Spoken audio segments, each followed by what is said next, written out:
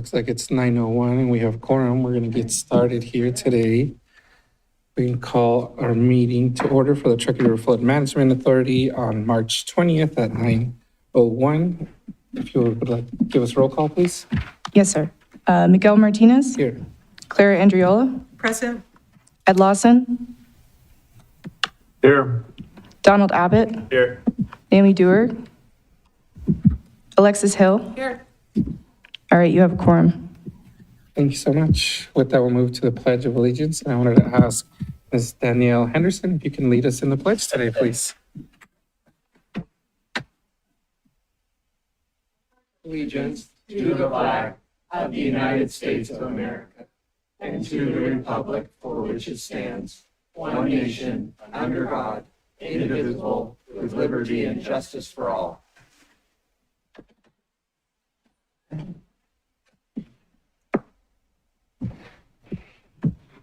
Great. Thank you. With that, we'll move on to public comment. Is there any public comment? Yes, we have one public comment from Mr. Jeff Church. He says, "My name is Jeff Church. I run RenoTaxRevolt.com. The number one purpose of my public comment is to praise the Flood Authority for its responsiveness to the community and information requests.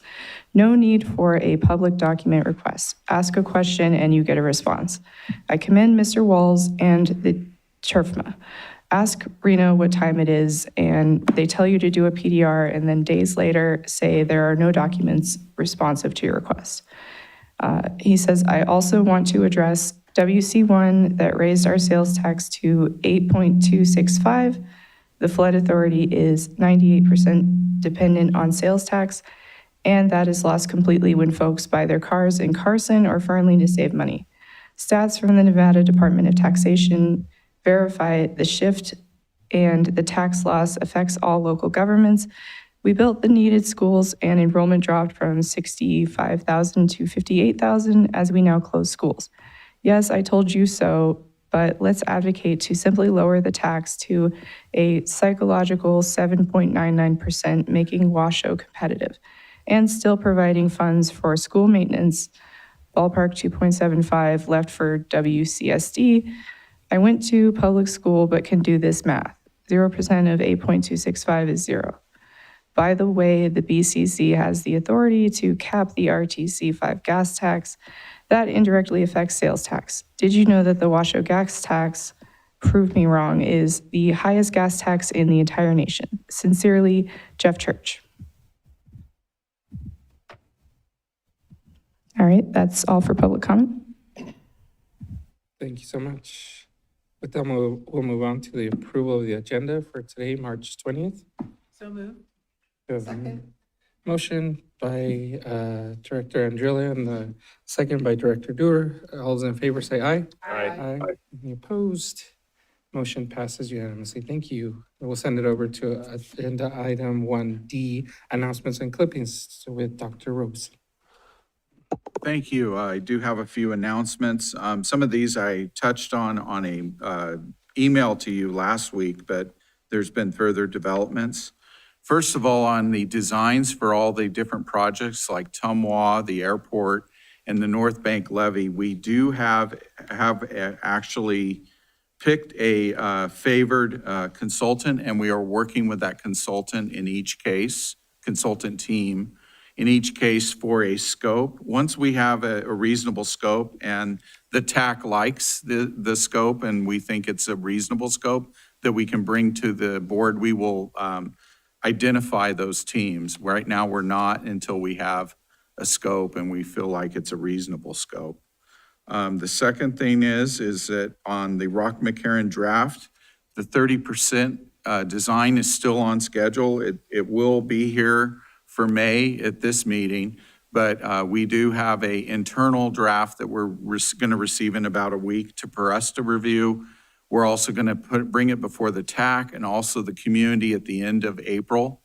And then in the May meeting, we will bring it before the board for review and approval of that design. And we want that approved, of course, because it is such a high level of interest with the community on everything. We still get phone calls on Rock McCarran, how's it going, all that kind of stuff. The other thing is Vista Narrows is underway. We are still making progress. We are working on trying to get the last couple of things off on the permit so that we can move on to get the permit actually permitted. We're hoping that that will happen sometime in the summer to late summer. It doesn't really matter unless it doesn't happen by the end of the final design, which is supposed to be done at the end of this year. We should be seeing something, a 90% design, sometime this summer to this meeting. And we will have a TAC update probably in late spring, early summer on that as well. So that one's progressing. Wadsworth Bridge is also progressing. A lot of pre-work has already been done on this bridge. It will be removed as soon as school is out, then replaced in July, and by August, hopefully in August, we can have a ribbon cutting on it. It's a big deal, maybe not a big deal here in Reno, but it's a big deal in Wadsworth for that community. This next thing is Riverside, as the Reno contingent knows, is under construction. And I don't have a final date on that, but I don't think it's going to take that long for the berm part of it. I think it was only supposed to be a few month project. But anyways, that is moving along as well. And we had voted to pay for the construction costs of that. And we have not received any invoices yet, but we are expecting them and we have prepared for those invoices. The gauge network is also been renewed. We've renewed a lot of our gauges, really fixed them, got them more accurate, and we're looking to expand them slightly. We talked with the Watermaster and the Weather Service about a couple of holes in our coverage. So we're working very carefully with our partners that use this for prediction of floods. And so that is going along fine, and we'll probably have a presentation for you maybe if we have a June meeting or a July meeting on that. So like I said, a lot of things going on with the authority right now. And really thank you for all your support because it's really given us the ability to ramp into all this stuff that we're doing. Are there any questions from any of the directors? No. My only one is, are we gonna retake that picture on the Wadsworth Bridge and feel a little safer than that time when we were up there? Yeah, everybody looked a little scared on that picture, so we want to have more confidence when they're taking the picture, like they're not afraid they're going to fall in. Perfect. So that would be Getting good. Farther and farther, you're like, I think I'm good. I don't know how far ahead will let us go. but- Yeah. That was a fun experience, so I'm glad that work is getting done, and thank you for those updates. I just Director want to Andreola. comment. So I really want to thank you and Danielle and the team for really staying, not only to your point, having support from everyone, but also keeping that wheel going as quickly but as efficiently and effectively as you can. But that's a lot of work, just what you just described, let alone all the things that you haven't shared that are still in the work. So I think sometimes we forget to say thank you, not that we don't believe and appreciate, but I'm just sharing with you, thank you. Thank you, thank you. Thank you to all the folks that are here, to everyone that isn't, and for the entire team. So thank you. Awesome. I'll say something. Yeah, Director Dewey. Yeah, thank you. I am doing my part. I gave a talk yesterday, I think it was, on the Truckee River Flood Project with George's help and Danielle's help. Both of them helped me put a PowerPoint together. Of course, I added my own flair. Went really well. It was presented to the Right of Way Association, the international group. And they come up from Carson City, Truckee, and other areas that are not just right here. And most of them did not know that much about the project. But what was unique for me was that I spoke to this group 20 years ago. And when I spoke to them, when I was sitting in George's seat, I learned a lot from them. I said, often you're giving a talk and you're educating, but I learned a lot from them about the Uniform Relocation Act, which I did not know that much about when I started the project. We learned a lot, and we ended up, I believe, changing Washoe County's ordinances, Reno's and Sparks, to comply with the state ordinance or regulation, which complied with the federal regulation, which was the requirement. So it was a great experience, and I'm just grateful to both of you for helping me out. Thank you. great to hear. Thank you, Director Dewar, for sharing. We'll close out that item and move on to consent. Are there any items that the directors want to pull off? If not, I'll entertain a motion to approve all consent items. So moved. Second. Thank you. We have a motion and a second. All those in favor say aye. Aye. Any opposed? Motion passes unanimously. Thank you for that. We'll move on to agenda item 3, presentation discussion of the draft FY 26-27 5-year capital improvement plan. I believe this is Executive Director Robeson and Deborah Crowley. And I would like to make a request. Do we need to vote on this, Mike? No, not necessarily. Okay. I'm going to combine 3 and 4 because they are so intertwined, as you're going to see in this talk. If the chair would okay that. Yeah, If that's it's perfect. Yeah, okay we with could the open chair. both items. Okay. Thank you. All right. So this is going to be about the capital improvement plan and the strategic plan. And we're going to put these two together. Next slide, please. Because, well, you're going to find out in this talk about 90% of the capital plan is the Meadows Flood Project plan, which the strategic plan is about. And the strategic plan even looks at other things for cash flow to make sure that we have adequate cash flow. So they are intertwined, they're joined at the hip.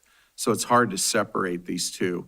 Now, to begin with, we have the multifaceted mission. We are trying to improve floodplain planning.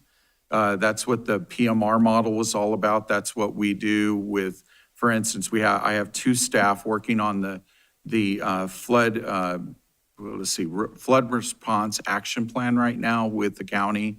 And we have a gauge network that helps with prediction. So we want to do better planning, and those also feed into supporting emergency responders. We have flood maps for them, et cetera. So we have a lot of things that we do to help with planning and management and flood response. But most of our budget will be spent on the flood mitigation infrastructure. And most of that will be spent, it went backwards, okay. Well, most of that will be spent on the Meadows Flood Project. Next slide, please. So if you look at the whole Truckee River and like this graph and the reaches, this was something established by the Corps a long time ago, the reaches. We have the Verdi Reach, we have the Downtown Reach, we have the Meadows Reach, and then we have the Lower Reach. Really, when you have a large flood like the 1997 or 2005 flood, roughly 80% of the damage is in that section. And the reason why is, as Naomi told me once, Director Dewar told me once, and I already knew this, but it's a very, very salient point. The way the water works is in the Reno Reach, there's like a V and that goes up. So not a lot of things are flooded, just things right against the river. But in the Meadows Reach, the water goes out for sometimes over a mile and gets into infrastructure, gets into industrial buildings and the airport and other features. And that is why it is such a high number in terms of damage. And I want to just break this down a little bit so you guys can understand why the Meadows Reach is so important. Next slide, please. So if you look at this, the breakdown of this, there is really 3 things we're spending on capital projects. We're doing the cost forward for the Meadows project, which is over $200 million, which represents about 90% of our capital outlay. And that is in this picture, these particular projects like Vista Narrows, like the North Bank Levee, like Rock McCarran, like Tumwa Airport. And also we're cooperating with GSR, and we've already done the project over there at the Reno Sparks Indian Colony. So these are the important projects. They are all going to be designed for a 1997 event with 3 feet of freeboard, so very protective levels, so that when that kind of a flood happens, you're not going to see all this damage and all these things happening. Next slide, please. So when you look at what would happen, these are some past analyses done by the Corps, and this was done for the when it was the National Economic Development Plan, which is not as protective as the Meadows Plan, only designed for a 50-year event. But this is what gets inundated during a 100-year flood, according to this older analysis. This was an economic analysis. And you can see, like, what is in color there. You can see that above the Meadows Reach, there isn't a lot in color. It's very narrow against the river, like what we just talked about. But when you get into the Meadows Reach, look at that. It extends for several miles to the south, extends for almost a mile to the north. And then the entire Sparks industrial area south of the freeway is inundated pretty much of that east industrial area. So that represents a lot of infrastructure, a lot of money, a lot of potential tax revenue that would be destroyed, or not destroyed, but very heavily damaged, causing things like businesses to close, et cetera. And it's just something that I know I've said before, but I don't think I say it enough sometimes. Next slide, please. So what is the effect? The effect, and this, I've shown this graph all the time, is the areas in green are taken out. That's the entire Sparks industrial area is dried up. The airport's dried up. The industrial area of the Reno area, just north and east of the airport, is dried up. And the Sparks West industrial area is dried up. All that combined really does get to over a $2 billion difference in a big flood like the 97 flood or the 100-year flood. Next slide, please.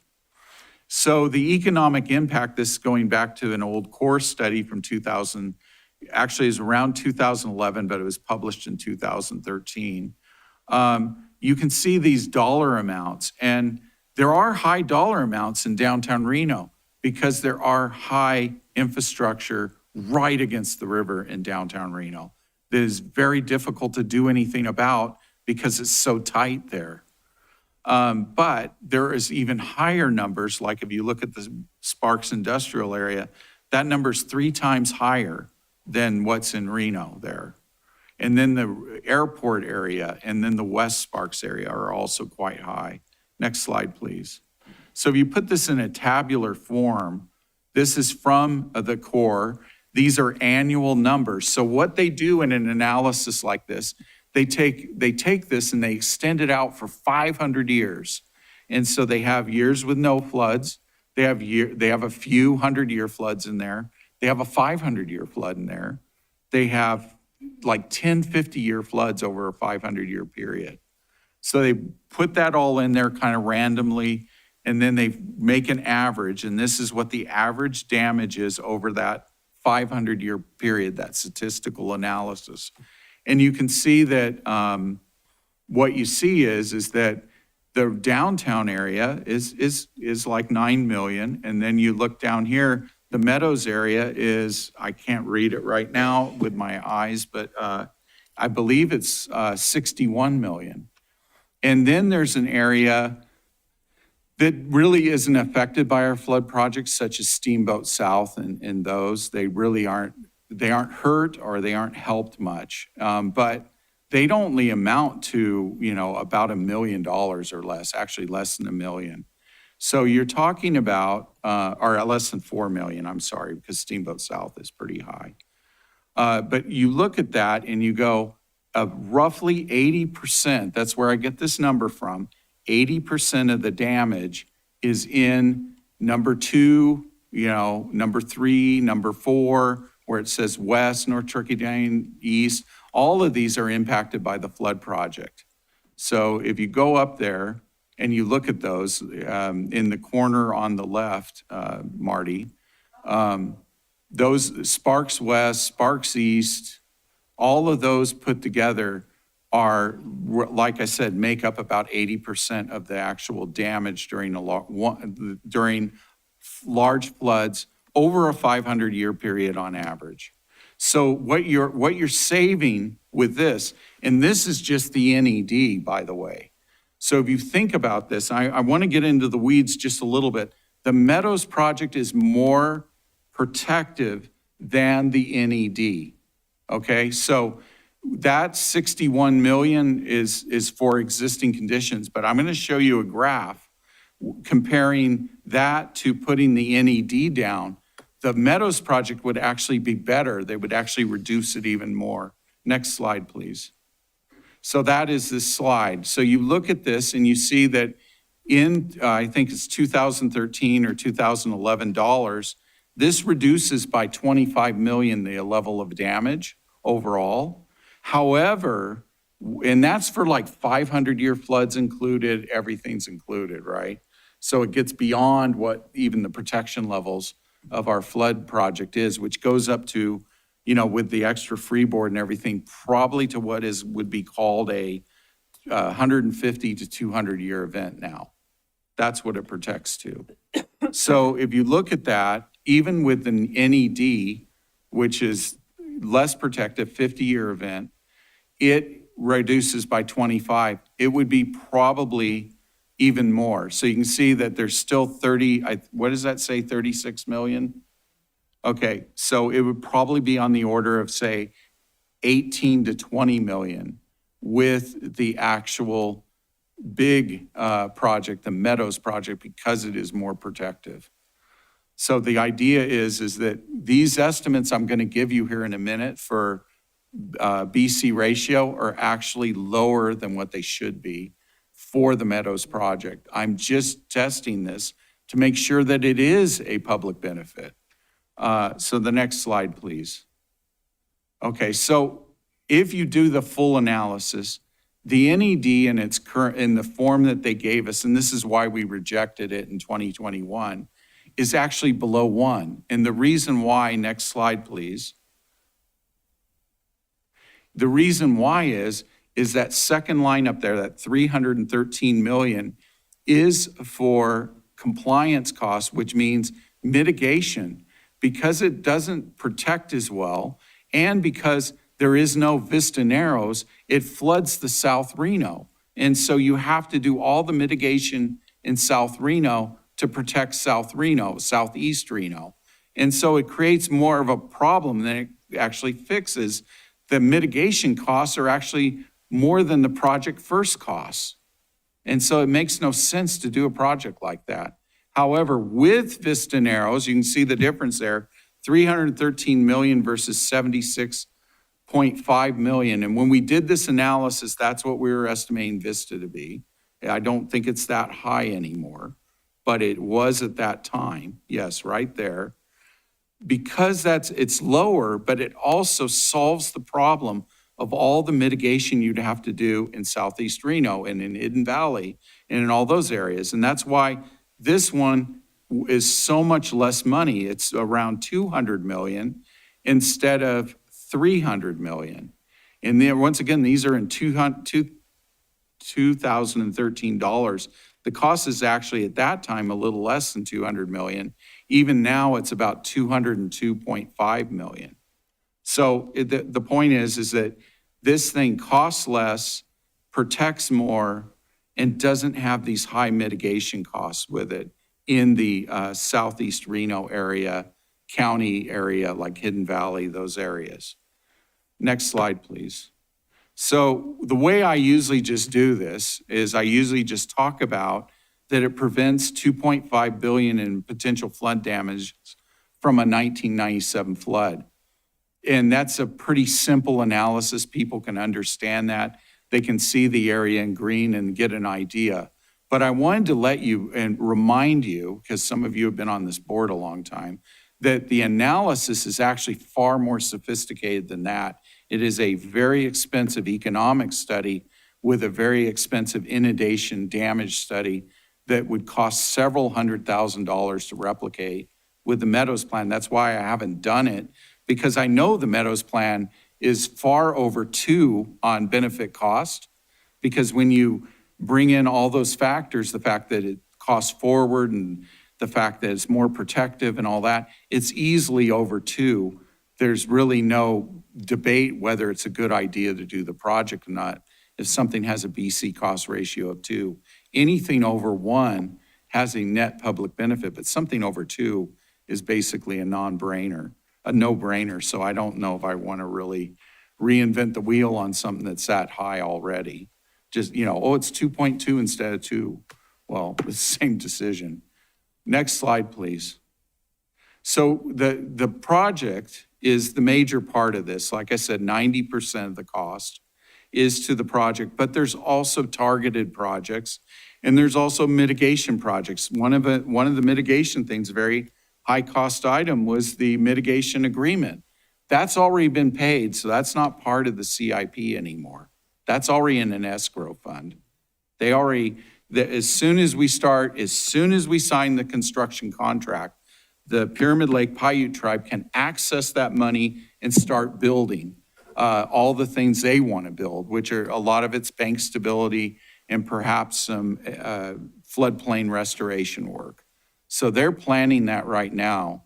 I've talked to them. They're in the process of planning that. And they will build that once we start construction on Vista Narrows. So they're as enthusiastic about Vista Narrows as we are right now because they want access to that remaining 16.5 million of the 17 million that we handed over there. The Wadsworth Bridge, the Rainbow Bend, those are all mitigation projects. Targeted projects are things like Riverside, where we're cooperating with Reno. Reno has a need there. We want to come in and help. We're also working with the Conservancy. So it's a multi-agency cooperative thing, and we're getting it done on the berm, and we're also working ahead on the flood wall area that's west of Booth Street Bridge. Next slide, please.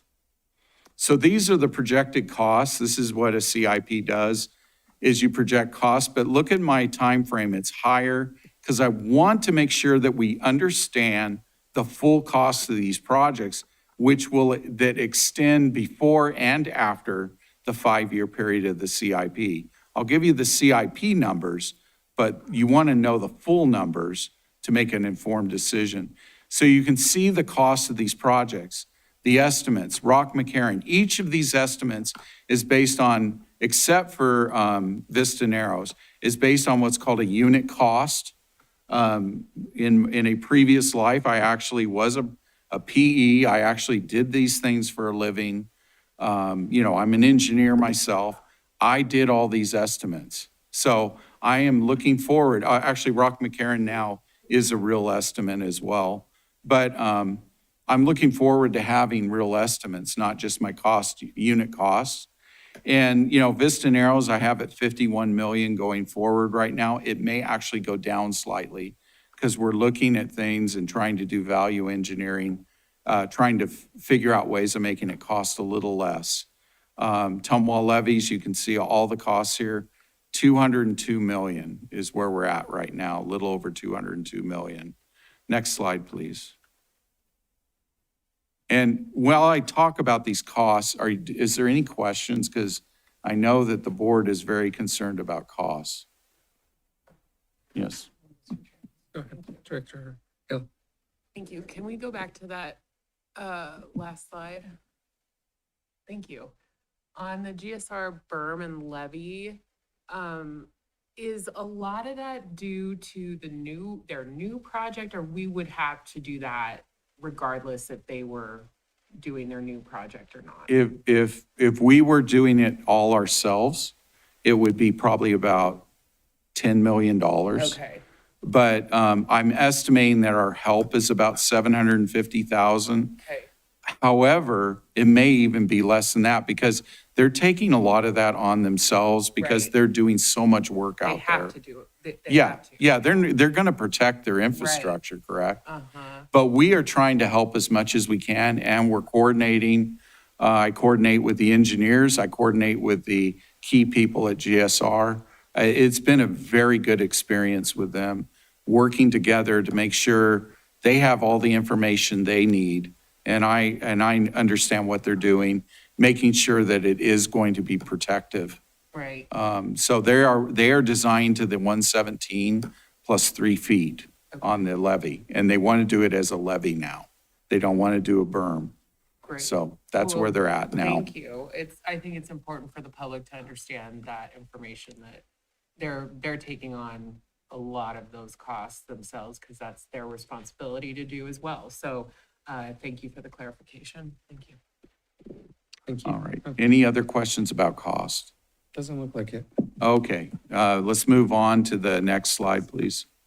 And these are the costs of targeted projects. We have home elevation program, we have Rainbow Bend, we have UNR Farms, we have Wadsworth Bridge, we have Riverside, and these total about $8 million. Now, I want to make clear that we have, these numbers are different than what will be on the CIP, because look at my window right there. It's a bigger window. I want to make sure you understand full costs, not just what's in the 5-year window. So that's from October of last year to 2032 there, those costs. And those previous costs were as well. Those are the full costs.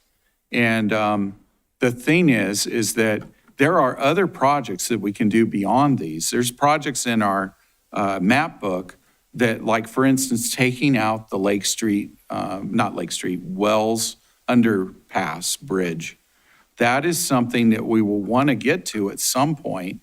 But I want to get a better feel of when, how important that is, how because I have gotten mixed signals on that over the years.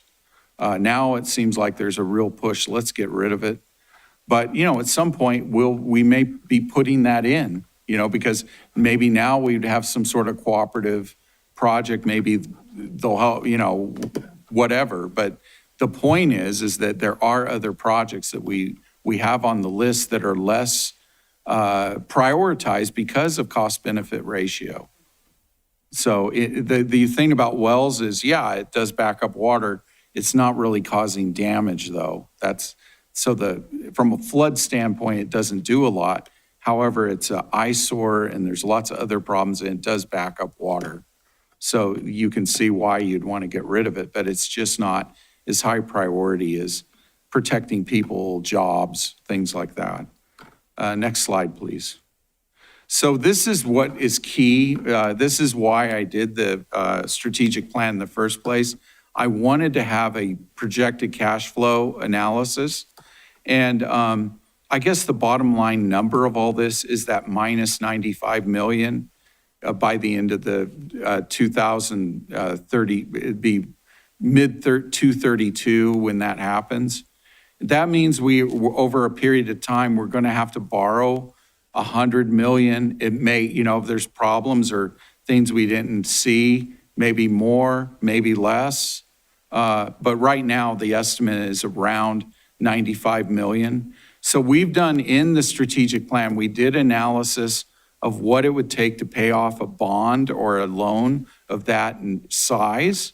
And can we do it? Can we pull it off? What are the interest costs? Do we have the cash flow to do it? And we do. And we could even go up to 120 million if we want to go out 30 years. Rather do 20 years because you're paying a lot of money in interest when you go 30 years. But for cash flow, you can actually do it all the way up to 120 million, perhaps even a little higher. But we want to try to keep our costs as low as possible. So the point is, we want to understand when we'll have to start borrowing. That looks like in late 28.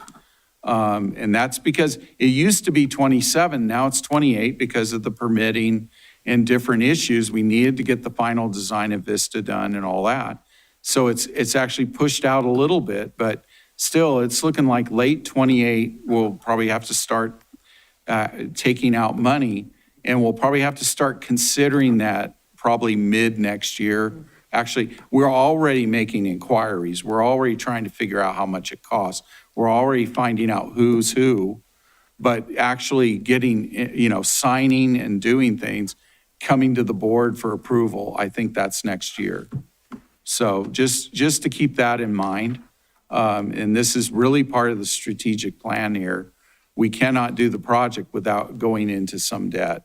And I've tried to minimize that as much as possible by starting out with a lot of money. You can see in October 25, we had 771 million. I think what are we at now? I can't remember on the last one, Deborah. We're at 75 million right now. And the reason we're saving that money is so when we do Vista Narrows and all these design projects, we don't have to borrow money for a while. And that saves us money on interest. Next slide, please. So here, now we're into the actual CIP. This is not the state format. The state format's hard to read. So we're just breaking it down easier. These are just the targeted and mitigation projects. And the way you do it is you have columns for each fiscal year and how much you're going to spend on each project. So I took the schedules and figured out what we think we're going to spend on all those projects. Now, obviously, something like this is subject to change. We have trouble with permitting or something comes up faster. These numbers can move around quite a bit. But the point is that right now, Riverside Drive, that's pretty clean. What we're going to spend on that, because the reason that larger number's there in 27, 28 is that's probably about the time we get to do the flood wall. So the rest is we're spending some now, and we're going to spend some in the next year to finish the berm. So most of that, I'm thinking, will be billed in this fiscal year, not next fiscal year, which is what the CIP is, for instance. But you can see that here we're about 6.5 million. We were at 8.1. That's because of the difference in time period. Next slide, please. Now, this is the major CIP components, and then I just totaled all the mitigation and targeted projects together in one line so you could see it all together. And you can see each of these when money is spent. The big numbers come rolling out in 27, 28, 28, 29, and of course, 30 and 31, because then we're working on, Rock McCarran, we're working on the North Bank levee, if all goes well. And another big component of this is we are looking, and I mentioned this in our announcements last month, we are looking to try to deauthorize the 1954 project from the Glendale Bridge downstream to Pyramid Lake, that particular project. And the reason why we want to deauthorize that is it was for a stream cleaning project authorized over 60 years ago that should not be used to say, hey, how is my project interfering with your stream cleaning project 60 years ago? That's ridiculous. And so it creates a lot of bureaucracy. It increases our costs and our timings. If we can get that deauthorized, then we don't have to do 408 permitting for the rest of the project. And we will probably maybe even beat some of these timelines. But if we have to do 408, this is probably what the timelines look like in the spending numbers. So this is the idea here is we want to be really clear and I spent a lot of time trying to figure out on the schedule what the expenditures would be. So you have a really good idea there. Next slide, please. So the scheduling, the slide kind of speaks for itself. Vista comes first. And we're looking to be done with and everything looks good on the design. We started that. We got board approval.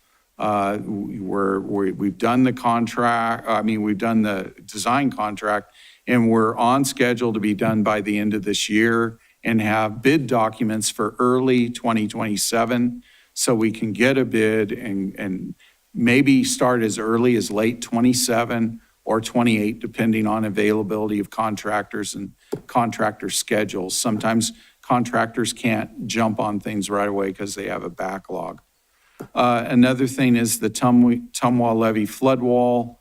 That's, we're already designing, we're just getting these things. We're going to get a design firm in. We want to try to have that ready for construction in 2028. Airport, basically the same thing. Rock to McCarran, we're currently under design. Talked about getting the 30% here soon, 60% by the end of the year. We need to also talk about acquiring the property, the in-holding. That will probably come in late 2026 to you. Then we need to get permitting, and we'll begin that as soon as we have the 60%. But if we get rid of the 408, I think the permitting will be a lot easier. That's what I'm hoping, that we get to do that, we get that deauthorization. It seems like we have 2 senators and 2 congressmen advocating it from our state, and it's an our state issue. Hopefully, the government will, the rest of Congress will be okay with that. Levee and flood wall, McCarran to Vista along North Bank. That one is going to, we're already starting the design work with an alternative study that could be broken up into facets because it is a long, big project, and other areas have more breakout problems than others. But the construction will most likely occur after Rock McCarran to smooth out the loans and bonds and have good cash flow. So, and plus it's going to take a while to design that correctly. So we're just now starting with feasibility. It is the least developed design on the whole river of all of them. Even if you look at what the Army Corps of Engineers did, they just put a flood wall everywhere, and it was pretty crayonish, like something that would belong on a refrigerator. So we need a lot more work on that to get it to the place where we can have something that's constructible. Next slide, I think we're into this is more detail on Vista Narrows. The slide speaks for itself. This is, after talking with the consultant, and they've had about a month to think about all their scheduling and everything else. You can see we're already into bidding services in January and February of next year. And that is my last slide, and I'll open it for general questions. Are there any questions or comments? Any other directors? Yeah, Director Hill. How's the permitting going? Well, the permitting, there's 2 major aspects left. There is the EA, the environmental assessment, which the Corps is supposed to do themselves, but we're doing it for them with our consultants, and Danielle is working on that. Overall, that we've got to give them some more information to support the EA. And so that is going along. We probably will be done with that in a month. So they will have all that. Then there's a second part. They want detailed specifications. Those will come with the 90%. That's probably 2 months out. So we'll give them that. Once they have that, we have answered all their requests again. Those are the only 2 things they really have left for us. And so at that point, according to the national coordinator, that can all wind down in as little as 90 days once we have that. And that's why I'm trying to answer that, because I've had those discussions at way high levels with the Corps, because I'm sick of the local Corps and their games. So that's where I'm at with that. So maybe the end of the year, we'll have a permit in hand. I'm pretty certain we'll have it by the end of the year. I'm hoping we'd have it in the fall, but we really don't need it until we have the final Right. design done. Thank you. Thank you, Director Hill. I think in your timeline and previous conversations, you've talked about coordinating, moving dirt and being able to provide it for other projects. I think you talked about Vista Narrows and GSR. Does the timelines the timeline that you present today, is that incorporating of that? And I'm just wondering if you can address more of Of that. my understanding of what GSR is doing, maybe we can help them. They did have to not use some of the dirt because it had some contaminants in it. So they are looking for dirt. We also need dirt for airport on a net, I believe. But we haven't designed that yet. So it would definitely be timed well to provide that dirt to the airport for the berm there. Because the berm is not very high, but it's very wide. So there's quite a bit of dirt involved with the berm at the airport. Tumwa and Rock McCarran, the type of material is going to be pretty specialized for Tumwa.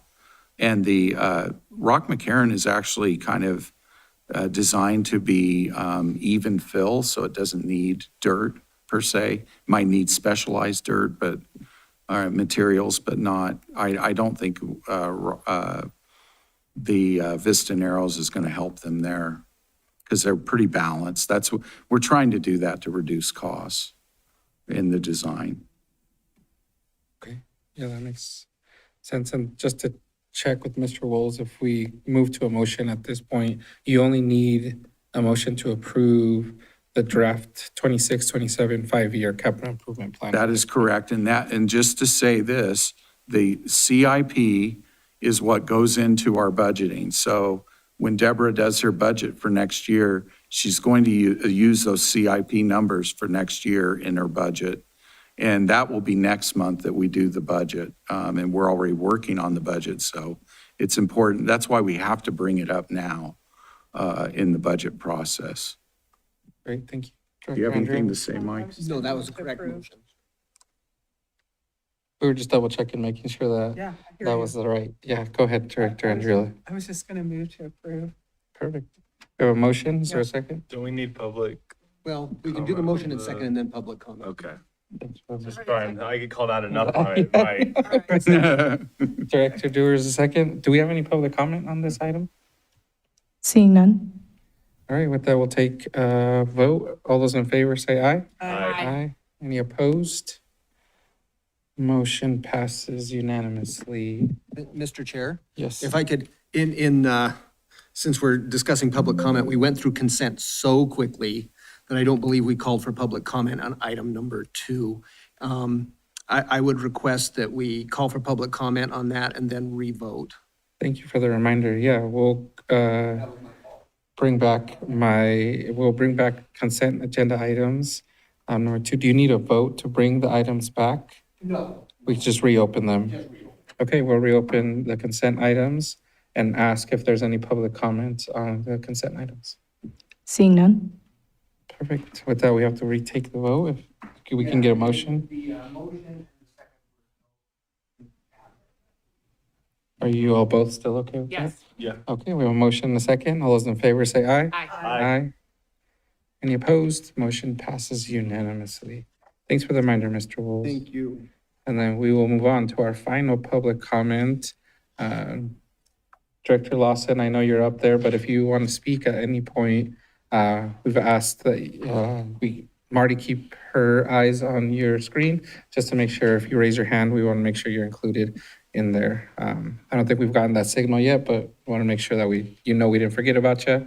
We're still looking for any comments that you may have. But at this point, we will open general public comment and our final public comment for this meeting. Do you have? I had a question, I don't know if it. But I just wondered, when will we did the capital improvement plan and the strategic plan. And I just wondered, will we be having a separate presentation, George, on the overall budget? Is that next month? Yeah, we will have a budget, overall budget look next month. Well, my That- public comment about that is, in anticipation of that, is that given the, I would say, fairly aggressive construction schedule that we're looking at, I think that it might be prudent to include some additional either project management staff or engineering staff or somebody to help you out, manage all of these projects. I just think it's a pretty big lift. So you may decide no, but I just wanted to throw that out there, that I wouldn't object at all to hearing something about that. Okay, that's a great suggestion. I'm using for the construction, I'm using the engineer firms that designed is our representative, so it does take back a little bit of our workload. Sure. That's why I'm trying to do it that way. Yeah. Plus, they have to defend their stamp. Right. Since But that's not agenda, we probably just Oh, need Yeah. to, we'll make sorry. note of that and. Yeah, we I'm will- sorry, We will I'm address it in the next meeting. yeah, Sorry that's what about I that. was First asking. I just always want to answer the question. Well, anyway, that's what I was asking. And when you're preparing that, maybe think about, do we still need an owner's rep, in there to just, ride herd on everyone? And I know we do that at Reno a lot. We do design build, but we also still have major project managers. So just think about it when you're putting the budget together. Okay? All right, thank you. Thank you. Thank you, Director Dewar. Is there any other public comment, online or in person? Seeing none? Okay, with that, we'll close public comment. Are there any other board member comments, requests? Yeah, Director Hill. Thank you very much, Mr. Chairman. So I was thinking about the future of the flood project. I'm already like, a decade ahead of what the flood project will look like when this project is completed.